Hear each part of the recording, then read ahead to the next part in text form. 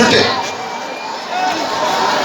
Annamayya dam అడ్డగోలుగా నిర్లక్ష్యంతో ఇసుక దోపిడీతోటి నిండిపోతున్నా కానీ డ్యామ్ నిండిపోతున్న హెచ్చరికలు ఉన్నా కానీ లక్ష్య పెట్టకుండా లారీల్ని ఇసుకలు నింపుకుంటా దాదాపు 39 మంది నిండు ప్రాణాలు పోయినాయి, కొన్ని వేలాది పశువులు పోయినాయి, 9 గ్రామాలు సర్వంగా మునిగిపోయినాయి.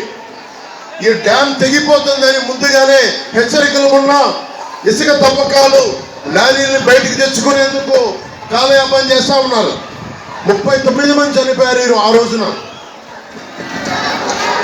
భారీ వర్షాల కారణంగా 15వ తేదీకే డ్యామ్ నిండిపోయిందని చెప్తా ఉంటే కూడా లష్కర్ రామయ్య గారు, ఒక సగటు లష్కర్, సామాన్య లష్కర్ రామయ్య గారు ఆయన ప్రాణాల వల్ల, ఆయన చెప్పిన హెచ్చరికల వల్ల ఈ రోజున మిగతా వాళ్ళంతా బట్టగట్టారు. కానీ రాష్ట్ర ముఖ్యమంత్రి పేదలంటే ప్రేమ, ఎస్సీలంటే ప్రేమ, నాకు అన్ని కులాలంటే ప్రేమ అని చెప్పేవాడు అందరినీ గాలికి వదిలేశాడు. లష్కర్ రామయ్య గారు చేసిన దానికి నేను గుర్తించి, ప్రాణాలను కాపాడినందుకు గుర్తించి ఆయనకి 2 లక్షల రూపాయలు జనసేన పార్టీ తరఫున నేను ఆయనకి ఇచ్చి ఆయనకి శాలువా కప్పి సత్కారం చేశాను.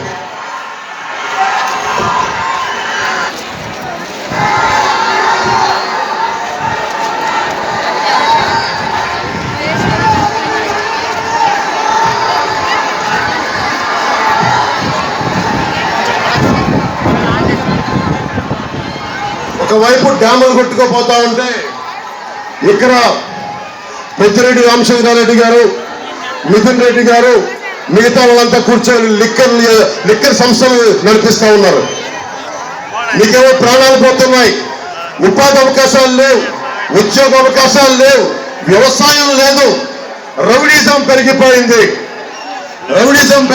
ఎవరైనా మాట్లాడితే కొట్టడాలు, చంపడాలు. ఈ మధ్యన ఇప్పుడే చూశారు, వేధించి ఆత్మహత్యలు చేసుకునేలా చేశారు. ఇది మారాలి అంటే టీడీపీ, భారతీయ జనతా పార్టీ, జనసేన కూటమి ప్రభుత్వం రావాలి. అదొక్కటే మార్గం. దీనికి దాదాపు 3 దగ్గర సంపద ఉండిపోయింది.